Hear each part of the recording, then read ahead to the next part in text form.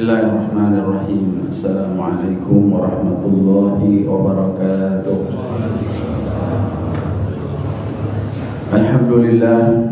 Alhamdulillahilladzi bi ni'matihi tatimmu shalihat wa bi syukrihi tuzadul khairat wa barakat. Allahumma shalli wa sallim wa barik ala nabiyyina Muhammadin wa ala alihi wa sahbihi ajma'in.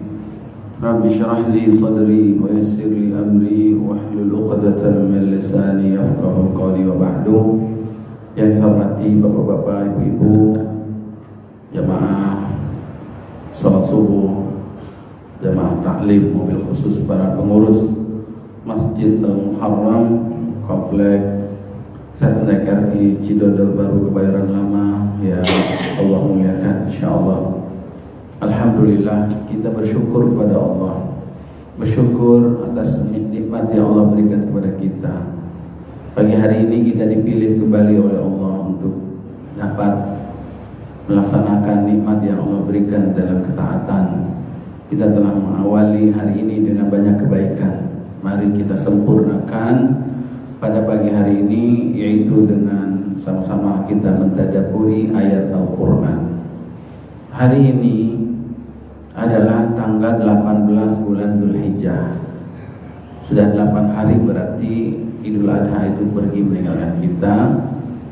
Ada yang request untuk mentadabburi ayat tertentu, tapi saya melihat ada ayat yang penting untuk kita tadabburi berikutnya, yaitu terkait dengan setelah selesainya kita menunaikan ibadah kurban dan juga saudara-saudara kita yang sudah selesai menunaikan ibadah haji, yaitu ayat apa yang Allah sajikan di dalam Al-Quran ketika membahas ini, yaitu di surat Al-Hajj para jemaah. Ternyata ayat yang menutup pembahasan tentang ibadah haji dan kurban itu di surat Al-Hajj, surat yang ke-22 ayat 37. Ayatnya mestinya ini sudah familiar dan setiap tahun mestinya terngiang-ngiang di telinga kita. Apa itu bunyinya? A'udzubillahi minasyaitonirrajim. La yanalallaha luhumuha wala dima'uha walakin yanaluhu taqwa minkum, ila akhir ayat. Udah pernah dengar ayat ini, Pak? Kalau kasih terjemahnya mungkin, oh iya udah Ustaz. Kalau kasih terjemahnya, yaitu ayat yang artinya adalah tidak akan sampai kepada Allah dagingnya, tidak juga darahnya. Tidak akan pernah sampai kepada Allah dagingnya, ya maksudnya daging kurban, hewan yang kita kurbankan, tidak juga darahnya, tidak akan pernah sampai kepada Allah. Akan tetapi walakin yanaluhu taqwa minkum, akan tetapi yang sampai kepada Allah adalah ketakwaannya. Udah pernah dengar Pak Bu ini? Udah, barusan paling terupdate. Tahun-tahun besok berikutnya jangan heran lagi, jangan asing lagi, karena ini mengingatkan kita tentang evaluasi muhasabah setelah ibadah kurban yang kita tunaikan. Nah ini para jemaah surat Al-Hajj ayat 37. Ayat yang mengakhiri, yang menutup pembahasan haji dan kurban berarti tentang apa nih bicaranya, Pak? La yanalallah, itu tidak akan sampai kepada Allah. Maksudnya adalah membicarakan tentang ibadah haji ataupun ibadah kurban yang diterima oleh Allah. Jadi yang sampai kepada Allah itu maksudnya adalah yang diterima kepada Allah. Itu ibadahnya seperti apa? Allah menegaskan bahwa ibadah yang diterima, yang sampai kepada Allah adalah ibadah yang dilakukan atas dasar takwa. Ibadah yang ada takwanya di dalamnya. Berarti ada dong ibadah itu yang ditunaikan, dilaksanakan oleh seseorang, tetapi kosong atau luput dari nilai takwanya. Ya, ada. Yang diterima oleh Allah adalah yang ada takwanya. Ini mengingatkan kita dahulu kurbannya Qabil dan Habil, ya, dua-duanya ternyata berkurban. Habil berkurban, ya, Qabil juga berkurban. Tetapi yang diterima oleh Allah hanya kurbannya Habil. Dan pada saat Habil itu mengatakan membahas tentang kenapa diterima, maka Habil mengatakan innama yataqabbalullahu minal muttaqin. Ternyata alasan kenapa kurbanku yang diterima oleh Allah adalah bahwa Allah hanya menerima kurban yang berasal dari orang-orang yang bertakwa. Nah, takwa ini, yang berbicara tentang takwa inilah yang menjadi penutup ya pembahasan ibadah haji dan kurban, agar kita semua menyempurnakan ibadah kurban kita yang sudah kita lewati itu dengan semangat takwa. Nah, ternyata para jamaah sekalian, ayat ini, surat Al-Hajj ayat 37 ini, kenapa sih pakai nyebut-nyebut dagingnya dan juga menyebut-nyebut darahnya? Tidak akan sampai kepada Allah dagingnya dan darahnya. Kenapa harus sampai disebut daging dan darahnya? Ternyata para jamaah sekalian yang berbahagia, ayat ini mengingatkan juga tentang pengorbanan yang dilakukan oleh orang-orang musyrikin, orang-orang jahiliyah. Ternyata sebelum Islam datang itu mereka juga berkurban. Kirain yang berkurban itu cuma orang Islam doang. Kirain yang berkorban itu orang Islam doang. Ternyata orang-orang jahiliyah, orang-orang musyrikin juga ada ibadah kurban juga dibuat mereka. Hanya saja ibadah kurban yang dilakukan oleh orang-orang musyrikin, orang-orang jahiliyah dahulu adalah setelah dikurban, setelah dipotong hewannya, itu darahnya bahasa katanya dilumuri ya, disosot, dipeper, dibasuh di dinding Ka'bah, terus kepada patung-patungnya dibasah, dilap tuh patung-patung pakai darah hewan kurbannya. Ada dagingnya yang digantungin ke patungnya. Kenapa? Karena mereka berkeyakinan bahwa dagingnya ada sebagian buat Tuhan mereka, darahnya buat Tuhan mereka. Maka Allah menurunkan ayat ini untuk mengingatkan kurbannya orang yang beriman itu berbeda dengan mereka, bahwa yang sampai kepada Allah bukan dagingnya, bukan juga darahnya, tapi yang sampai kepada Allah adalah takwanya. Jadi para jemaah sekalian, kalau kita tadaburi, ternyata orang jahiliyah juga berkurban, kita juga berkurban. Jadi jangan dulu kita bahagia, seneng, heboh, sok-sokan karena kita bisa berkurban. Kalau sekedar soal berkurban doang, berapa harga sapi, harga kambing, ya itu mungkin buat sebagian orang yang punya uang itu gampang. Tapi yang susah itu adalah bagaimana menjiwai kurban kita itu ada dasar takwa kepada Allah Subhanahu wa ta'ala. Nah, ini yang pertama tadabbur kita para jemaah. Yang kedua para jemaah, kenapa ada takwa yang harus kita jaga, harus kita landasi kurban kita itu? Ternyata ibadah itu, dari ayat ini kita dapatkan pelajaran bahwa ibadah itu kita bisa lihat dari dua dimensi. Dari dua dimensi. Apa itu? Dimensi yang pertama adalah ada yang bersifat zahir. Ibadah yang kita lihat secara nyata. Kelihatannya apa? Yaitu ada kambing yang kita sembelih, ada sapi yang kita sembelih, ada daging yang kita berikan, bagi-bagikan, ada darah yang tercucur ya, menetes ke bumi. Nah, itu adalah zahirnya, disimbolkan dengan sesuatu yang nyata, daging, darah. Tapi di balik itu ada nilai takwa yang terkandung. Nah, ternyata ibadah itu memiliki dua dimensi. Kalau ibadah hanya dilihat dari sisi zahirnya saja, boleh jadi banyak orang yang bisa melakukannya. Tetapi ibadah itu menjadi berkualitas ketika kita sempurnakan dengan sisi takwanya. Dan ini yang menjadi PR kita bersama para jemaah. Ada banyak orang yang bisa sholat, tapi hanya sedikit yang bisa mendirikan sholat. Kenapa? Karena sholat itu seharusnya bukan cuma sekedar gerakan fisik yang kosong tanpa ruh, bukan itu yang dimaksud. Tapi sholat itu harus ditunaikan dengan khusyuk. Sholatnya sudah selesai, khusyuknya masih ada. Apa selesai sholat? Allah mengatakan sesungguhnya sholat itu tanha anil fahsya'i wal munkar.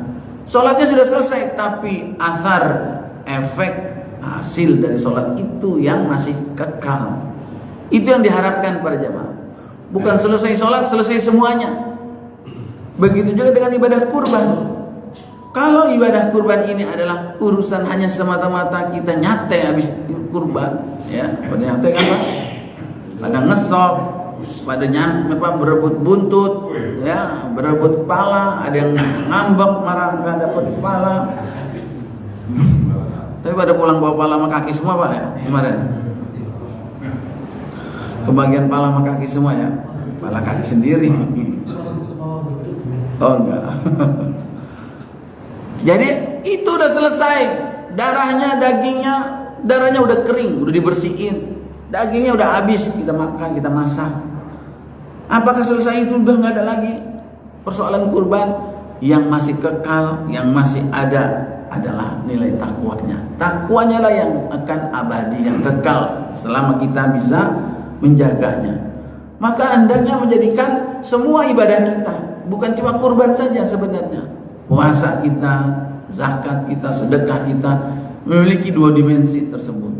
Dan dimensi takwa inilah dimensi spiritual keyakinan kita yang menjadikan seseorang itu menjadi tenang saat dia sudah menunaikan ibadah itu. Dan tidak dimiliki oleh semua orang bisa meraihnya, kecuali orang yang berbekal ilmu dan bersih hatinya, serta dia mendekatkan diri kepada Allah Subhanahu wa ta'ala.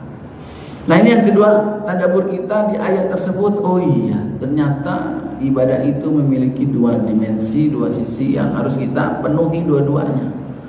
Maka tunaikan itu sebaik-baiknya. Orang sholat itu sebelum sholat masih was-was, sesudah sholat masih was-was, perlu evaluasi. Padahal sholat itu memberikan pencerahan.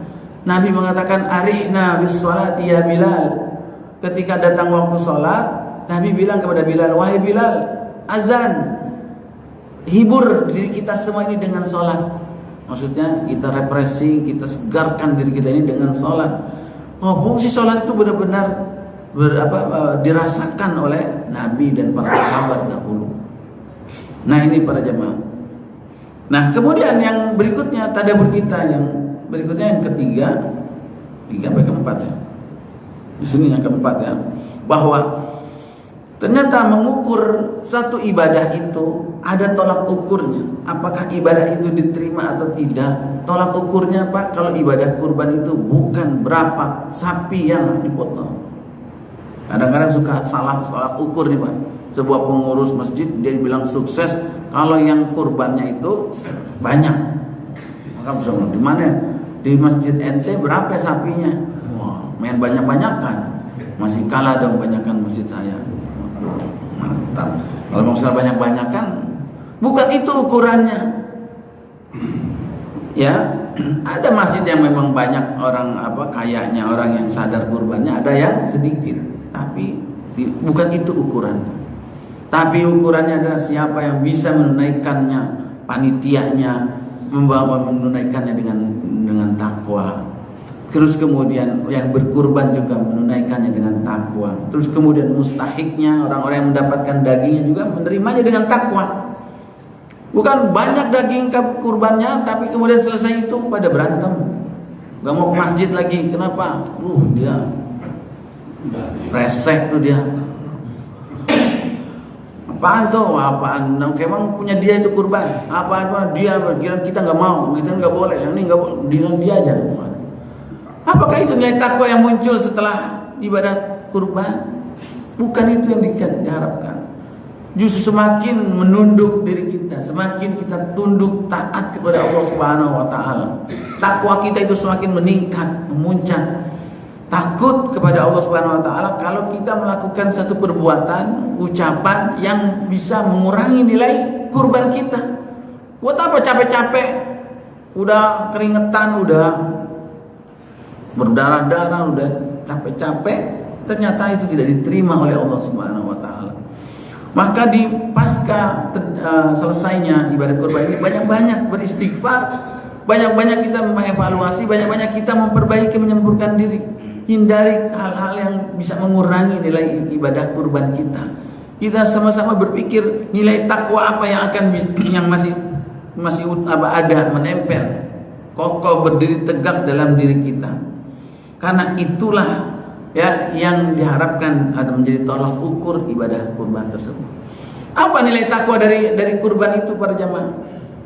Ya bukan pada saat itu saja. Oh saya alhamdulillah nerima Ustaz, saya apapun yang dapat dari masjid saya terima lapang dada. Emang dapat apa? Alhamdulillah dapat pala, dapat buntut. Ya iyalah pada terima apa jadi dapat.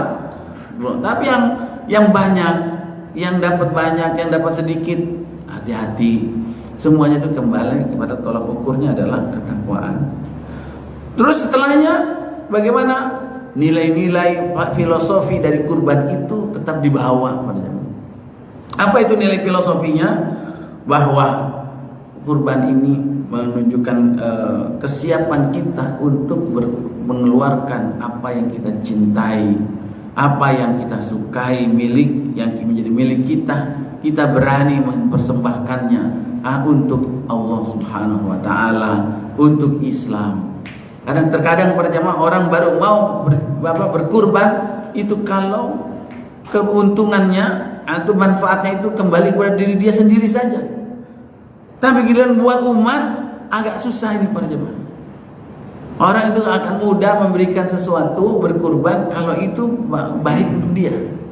Tapi kalau buat umat itu enggak. Nah ini barangkali para jemaah filosofi ini harus dijiwai pada saat ibadah kurban. Ibadah kurban kita itu menuntut untuk kita mengikhlaskannya dengan sekuat hati. Kenapa? Karena dia adalah ibadah yang terancam, ya, rentan sekali untuk disusupi karena riya. Kenapa? Orang lihat kita motong kambing, kita motong sapi. Orang lihat ada nama kita itu. Animan, ayo, waduh, ternyata nyumbang sapi 6 dia. Oh siapa dulu? Ya, saya gitu loh. Waduh itu hati-hati. Ya, ibadah yang rentan kita itu menunjukkan kesombongan kita. Di Nabi Sallallahu Alaihi Wasallam memerintahkan untuk berkurban yang terbaik. Berkurban yang terbaik. Kadang kita masih melihat cari hewan kurban yang seadanya, yang penting ada. Padahal ada syariat yang harus ditegakkan dan ternyata itu bertabrakan dengan keinginan secara pribadi kita. Jadi para jamaah sekalian, ini juga diuji tentang kesolidan. Satu sapi itu dipatungin jadi 7, ya kan? Onta jadi 10. Itu kan menunjukkan simbol gotong royong. Simbol kita ini mau bersatu dengan saudara kita yang lainnya untuk satu kebaikan. Gampang kita untuk sama-sama untuk menanggung sesuatu kalau kita itu bersama-sama. Untuk beli sapi, seekor sapi nggak bisa, tapi kita bertujuh bisa. Itu kan nilai-nilai itu adalah nilai-nilai guyub, nilai-nilai akur, nilai-nilai yang saling tolong menolong. Itu yang ingin ditanamkan, bukan semata-mata saya kan udah ngeluarin itu 3,7,5. Kita udah ngeluarin itu 3, sekian satu jiwanya. Bukan masalah itu para jemaah. Apalagi ketika hewan kurbannya banyak, ternyata banyak masyarakatnya yang pada protes. Hewannya doang banyak, saya nggak kedapetan, tetangganya nggak dapat, ini nggak dapat. Jadi bukan soal masalah berapa sapi yang kita potong, berapa kambing yang kita potong, ya bukan berhasil berapa orang yang sudah kita rekrut, tapi banyak hal yang kita harus kita pertimbangkan, di mana itu semua kembali mengacu kepada yaitu nilai takwa. Nah, para jamaah sekalian yang berikutnya, tadabbur kita adalah bahwa Allah Subhanahu wa taala mengatakan la yanalallaha luhumuha. Tidak akan sampai kepada Allah dagingnya, tidak juga darahnya. Sementara ibadah kurban ini identik ya di bulan Zulhijjah dan juga dengan ibadah haji. Di mana ibadah haji itu adalah ibadah yang terberat, ibadah yang menjadi puncak, Pak. Lebih susah haji itu dibandingkan sholat, lebih susah orang dibandingkan puasa, dibandingkan zakat. Haji itu lebih susah. Maka tidak semua kita mampu untuk pergi haji. Tapi ada alternatifnya, yaitu kurban. Buat kita yang tidak bisa pergi haji, ada ibadah kurban. Tapi bagaimana tidak kalah penting kualitas kurban itu dengan haji. Ada nilai-nilai filosofi, nilai-nilai perjuangan, pelajaran ya yang tidak kalah hebatnya dengan ibadah haji. Seharusnya meskipun kita tidak pergi haji, tapi dengan ibadah kurban itu kita pun bisa mendapatkan pelajaran yang berharga. Apa di antara pelajarannya para jamaah? Tergambar dari ayat ini bahwa ibadah itu yang berat, semakin agung syiarnya, itu membutuhkan pengorbanan yang begitu besar. Haji itu besar pengorbanannya, harganya mahal, jaraknya jauh, waktunya lama, ya kan? Tenaganya juga berat, harus wukuf, harus tawaf, berdesak-desakan, berjalan jauh. Itu dari segala sisi haji itu berat, membutuhkan pengorbanan yang berat, berjamaah. Karena kenapa berat? Wajar, karena dia adalah puncak dari rukun Islam. Dia adalah perjuangan yang paling tinggi kesempurnaan Islam kita. Sesuatu yang untuk meraih kesempurnaan itu harus membutuhkan pengorbanan yang besar. Dan nilai-nilai itu yang ditanamkan ya buat kita yang tidak pergi haji adalah itu tertuang dari ibadah kurbannya. Maka para jamaah sekalian, Allah menyebutnya tidak akan pernah sampai. Seakan-akan ada doktrin ya yang kita tangkap bahwa tujuan dari ibadah haji yang berat itu tujuannya apa? Kepada Allah Subhanahu wa taala. Kita ingin menuju Allah. Hidup ini sedang dalam pusaran kita menuju Allah Subhanahu wa taala. Kita ke Baitullah, kita bertawaf, itu adalah menuju ke rumah Allah Subhanahu wa taala, Baitullah.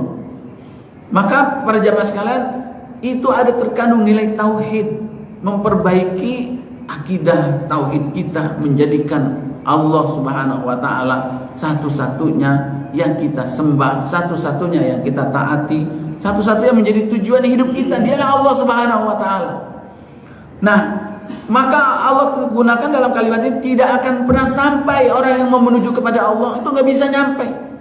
Itu menunjukkan kerinduan, kecintaan seorang hamba kepada Rabbnya. Dia ingin menuju kepada Allah, dia ingin berjumpa, dia ingin diterima oleh Allah Subhanahu wa taala, tapi nggak gampang, nggak akan sampai itu. Karena pakai kalimat lan, itu secara bahasa nggak bakalan sampai kalau tidak ada nilai takwanya. Maka pengorbanan untuk mengagungkan syiar haji, syiar kurban ini adalah rukun yang terbesar dan pengorbanannya pun yang terbesar, dan itu diungkapkan dengan sebuah bahasa daging, di mana daging itu mungkin buat sebagian kita adalah simbol kemewahan. Orang itu bisa makan daging berarti kalau dia itu punya uang. Orang itu bisa makan daging kalau dia itu ingin menikmati sesuatu yang nikmat, lezat, ya, mahal pun dia beli. Ya, kemudian darah itu menjadi suatu simbol, sesuatu yang amat sangat penting dalam kehidupan kita.